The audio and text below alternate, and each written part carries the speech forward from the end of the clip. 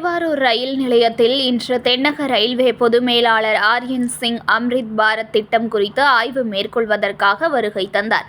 அவருக்கு திருவாரூர் ரயில் பயணிகள் மற்றும் அதிகாரிகள் வரவேற்பு அளித்தனர்.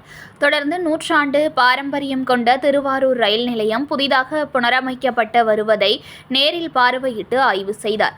அப்போது திருவாரூர் ரயில் நிலையம் நடைமேடை மேம்படுத்தும் பணிக்காக வட மாநிலத்தினர் வேலை செய்து கொண்டிருந்தனர். திருவாரூர் ரயில் நிலையத்தில் எந்தவித பாதுகாப்பு உபகரணங்கள் இன்றி ஆபத்தான முறையில் வட மாநிலத்தினர் வேலை பார்த்ததை கண்டும் காணாமல் சென்றார். தென்னக ரயில்வே பொது மேலாளர் ஆர்யன் சிங் கையில் கிளவுஸ், மாஸ்க் உள்ளிட்ட அடிப்படை உபகரணங்கள் இல்லாமலும் மின் சாதனத்தில் பிளக் கூட இல்லாமல் ஆபத்தான முறையில் ஒயர் மூலம் மின்சாரம் பெற்று வேலை செய்கின்றனர். இதேபோல் தென்னக ரயில்வே பொது மேலாளரை வரவேற்பதற்காக மதியம் 1 மணி முதல் ரயில்வே போலீசார் பல்வேறு பாதுகாப்பு கெடுபிடிகளை நடத்தினர்.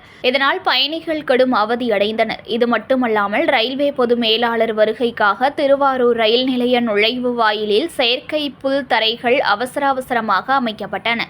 வெறும் 20 நிமிட ஆய்வுக்கு பின்பு புறப்பட்ட தென்னக ரயில்வே பொது மேலாளர் கிளம்பியவுடன் அந்த செயற்கை புல்தரைகள் டாடா ஏசி வாகனம் மூலம் எடுத்து செல்லப்பட்டன.